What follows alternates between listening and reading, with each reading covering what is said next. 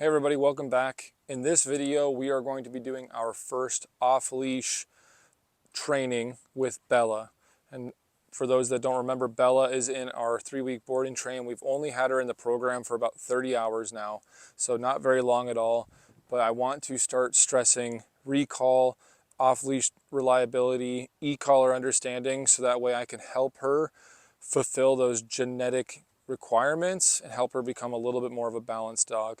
She's a Brittany Spaniel, just over a year old, so she's got a lot of pent-up angst and a lot of anxiety, a lot of emotions that this is only going to help me on the other end of the spectrum when I'm doing my calming behavioral work, off-switch stuff. So this is a very important priority, and we're going to see a lot of lessons learned. We're going to see a lot of good stuff this exact session because she hasn't had a ton of foundational work. Like we've taught her place, we've taught her the kennel impulse control at the entrance of the kennel, and I have introduced the electronic collar. So we're working at around a level 6 to 8 for a motivation level in a calm environment. We'll see what it turns into here. But for you to replicate this, some keys: you need a long leash. Absolutely have to have it. I'm using a 30-foot biothane leash today. I would recommend 30 as the shortest, and for those that need it, a 50 or 100 foot. And that kind of leads us to the environment. So you may need a longer leash if you can't find a fenced-in environment. We have some baseball fields that I use here in San Antonio that are very quiet during the week. Not a lot of people here. We can walk in, I can close the gates, and we have a fenced-in area that I can use.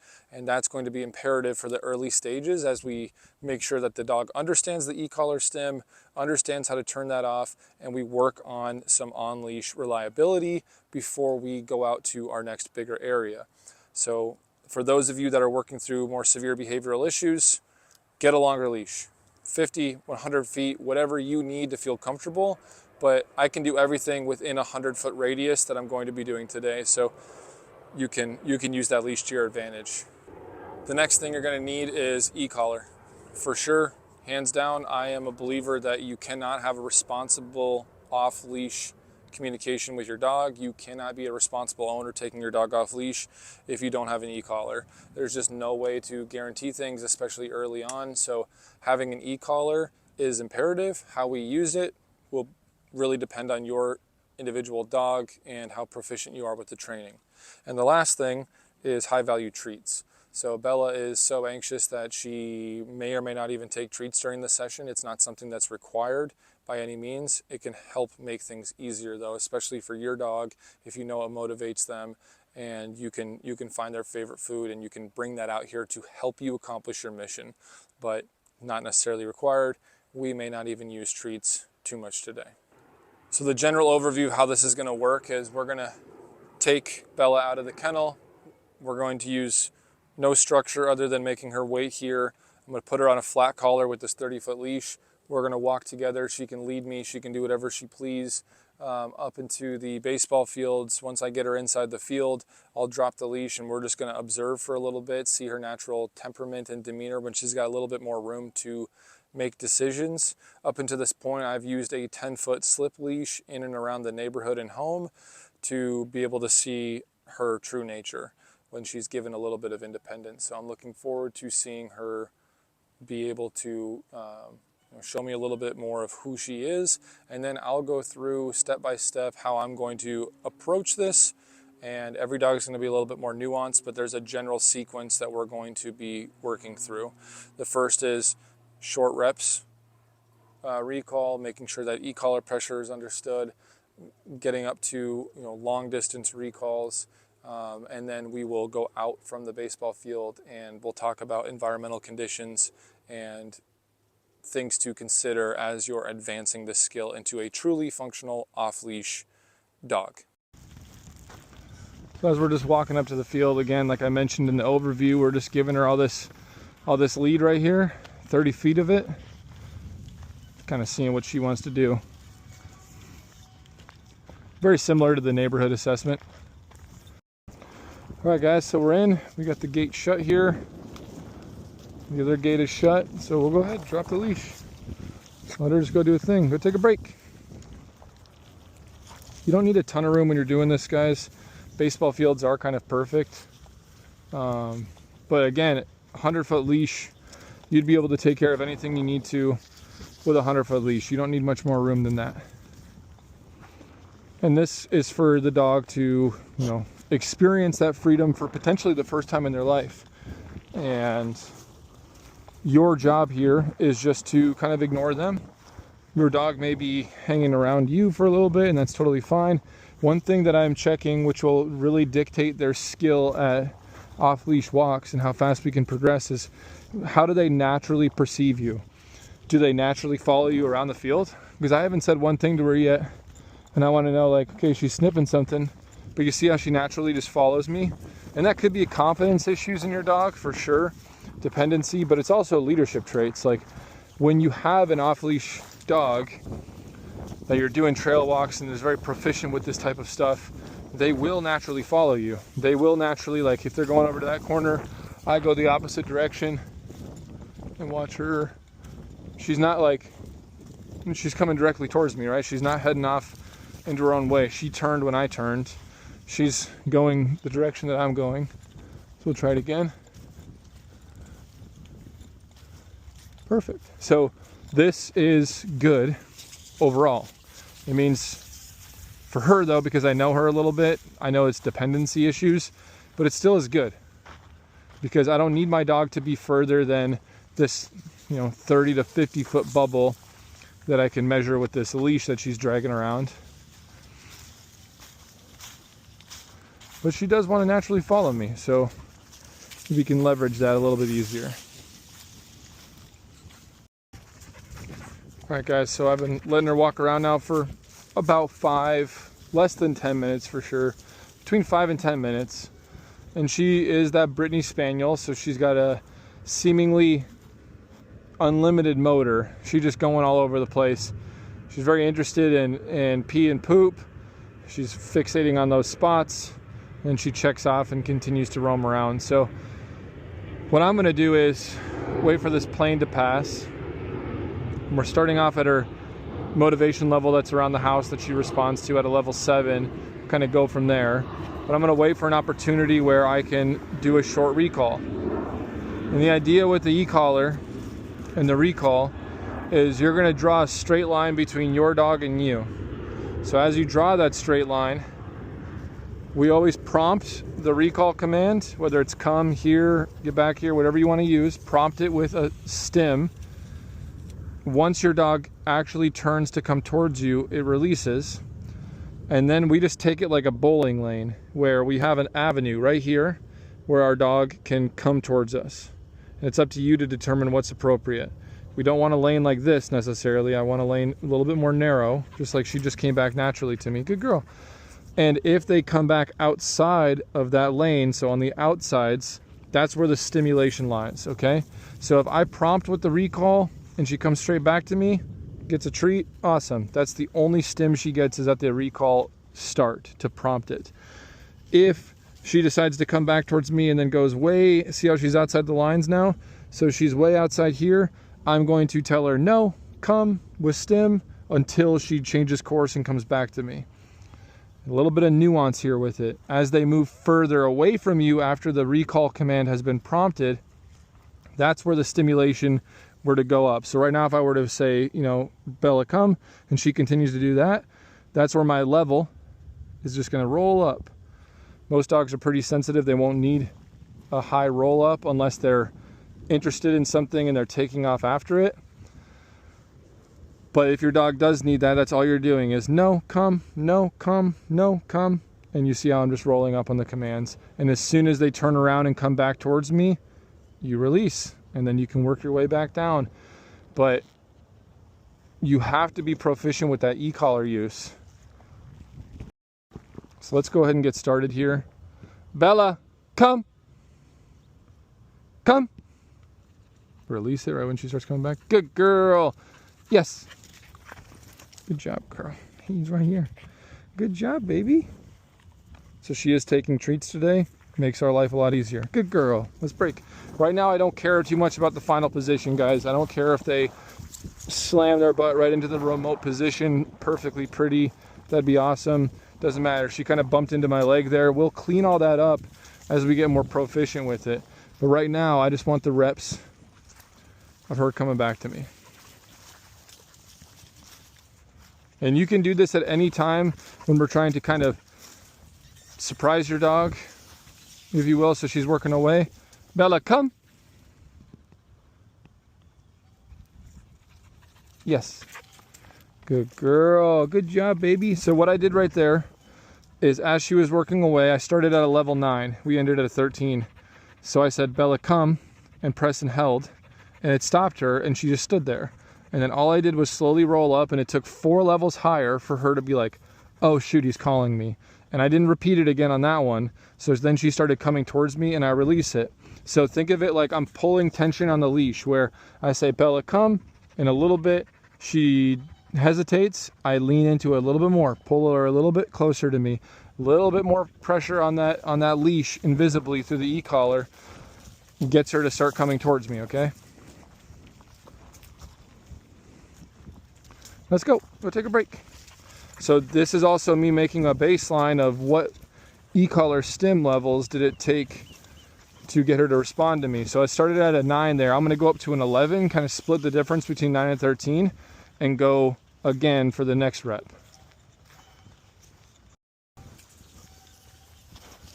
Bella, come. No, come. Yes, good girl. Good job. So you guys see when she's in this heightened state, it's taking higher and higher reps. So forget about the lowest motivation level at the house. We're out here in the field, baby. This is a bird dog. She's jacked. She's ready to go. Right there, level 11. Bella, come. She says, nah. Starts going further away. This e-collar is set to continuous mode, so my red is my booster. I prefer to use it that way. It's easier for situations like this, where I can release my level 11. I can press my level 5 level booster, so it's a level 16. So I tell her, no, come, with a 5 level boost, turns her right around. So again, my data is telling me, let's go up then. So I'm not gonna go all the way up to a 16. I'll go to a 14 from an 11 to try again. So this is why it's important to have a controlled area as I'm collecting this data of what she may need to go to.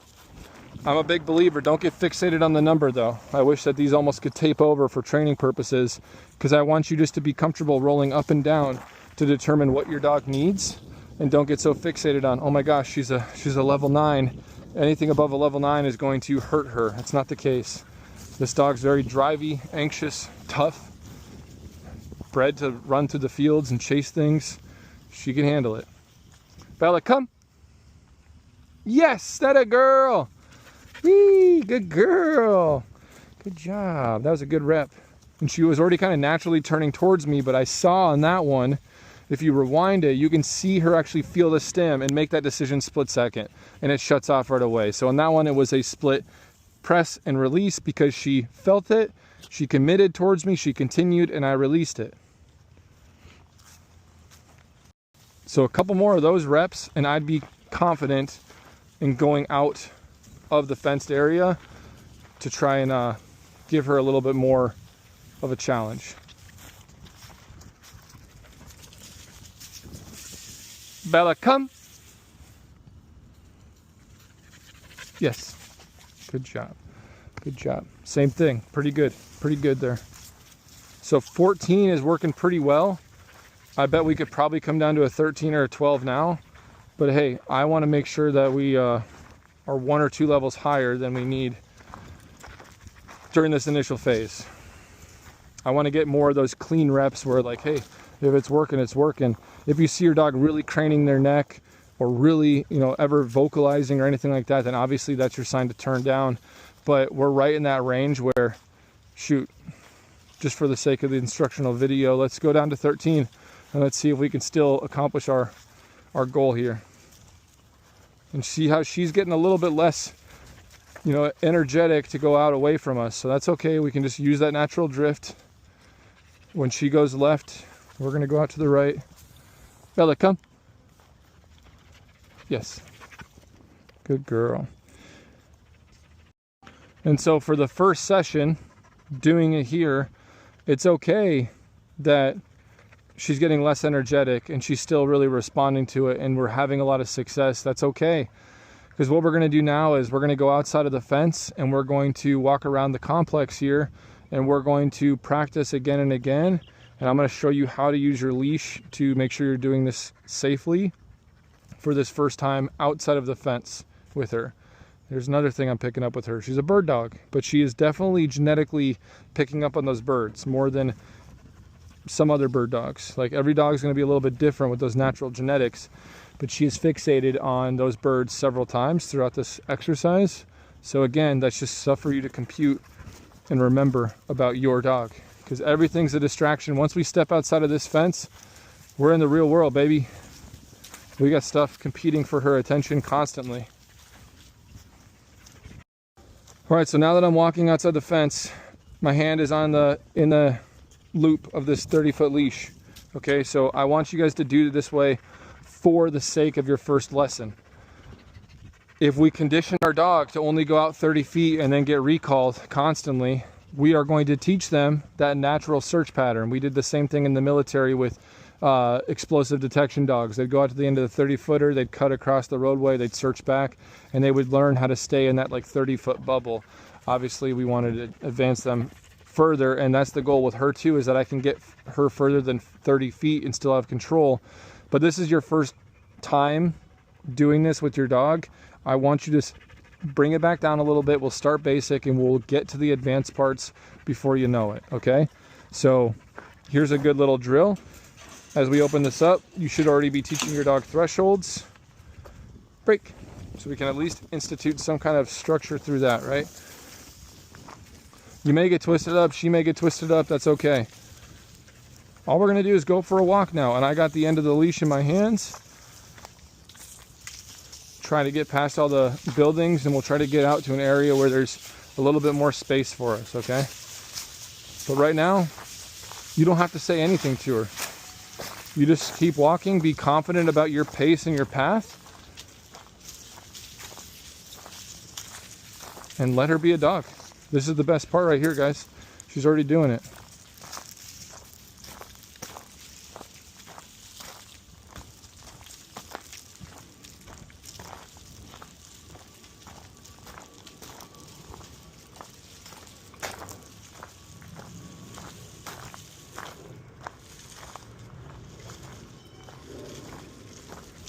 Now we're getting out into the open a little bit. She may go a little bit further, okay? Which is great. Bella, come. Yes. Good job.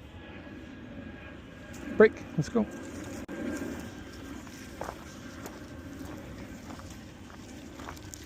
I want you guys to get in the habit of marking that when you're ready for her to stop being next to you and start the walk again. I use Let's Go. We teach clients to use break. So I'm kind of using a combination there, but ultimately it really depends on what you want to do. You can do this way, you can do Let's Go, you can do over here, with me. I've seen it a bunch of different ways. So whatever is more natural to you, just be consistent with it. That's all you need to do.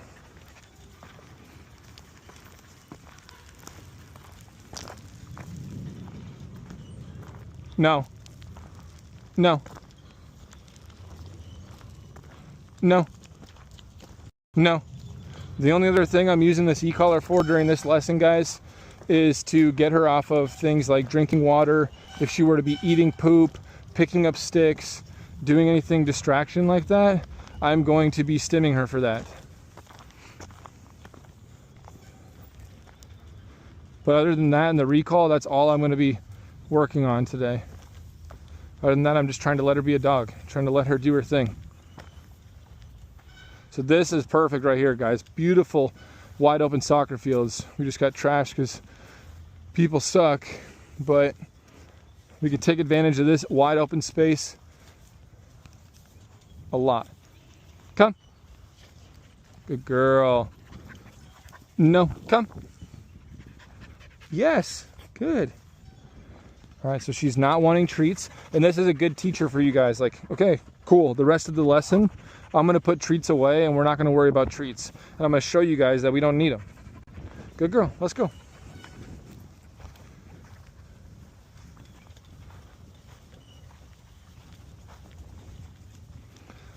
A bird dog with muddy feet. Is there anything better in life than that?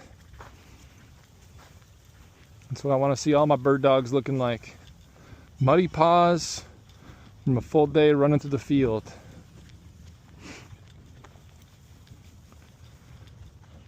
And at any time, guys, you can work recalls into this. I'm just letting her do her thing for a little bit. I like to space them out a little bit more depending on what the dog's showing me. But for her, she's so anxious and shy. Like, go get some confidence, girl. Go do your thing. If you get too rambunctious pulling on the leash or anything like that, I will call you back. And honestly, her natural pattern right now is beautiful. She's only using up about 20 feet of this 30-foot leash. And that's okay for now. She's not the most confident, so she's not going to want to go away from me. But I'm just watching her serpentine 20 feet back and forth in front of me. Okay, cool. She's making turns where I make turns. She's already kind of following me with her being out in front. So this is honestly like one of the best case scenarios and kind of what I would expect your dog to do more or less, unless there's some severe behavioral issues there. But if you have a nice neutral dog that might have some confidence issues and some anxiety and extra energy, which is what we're here to fix, then you're probably going to see something similar where they want to stay next to you, they want to stay with you, but they're also trying to dip their foot in the water of exploring a little bit, okay? And I want to talk real quick before we wrap this up. You have to be aware of your environment. So we have a dog enjoying off-leash freedom, chasing the ball, doing their thing. Amazing. But I see it happening. No. We'll get you water when we go to the car. But I see that happening. Cool. I'm going to respect their distance. We're going to go a different way. You know, you might have some people actually playing soccer. You might have an off-leash dog that is not under control and does not care about their owner. When you're doing this type of activity, it's on you to be responsible about the environment. But you can, if you try hard enough, you can find places that you can have some area to yourself. You can work with your dog and you can make this happen. It might take a little bit more effort for sure though. It absolutely might. But you have to be the one that's responsible. I know we're watching our dog, we're trying to read them, we're trying to give them input, all those amazing things that take timing for sure.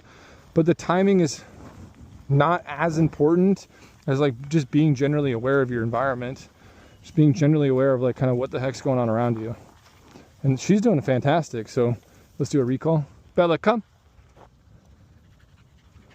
Good girl. No, come. Good. Again, I don't care too much about the sit right now, but if she goes off to do her own thing again, just tell her no, come, and I'm just tapping. And we're at level 13 still. Good job, baby. All right, break. Good girl.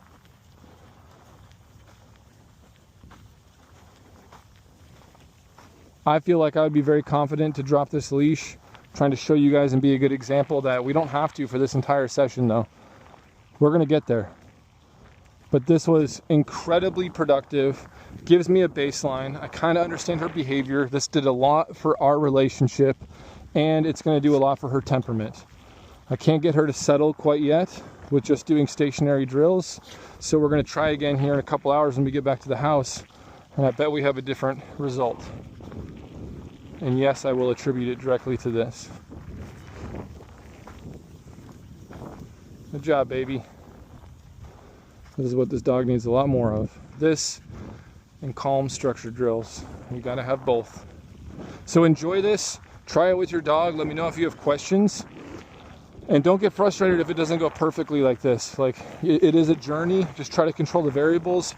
Use your long leash so nothing bad happens that can't be untrained or can't be trained through. Use your leash, control the variables, and good luck. We'll see you in the next video.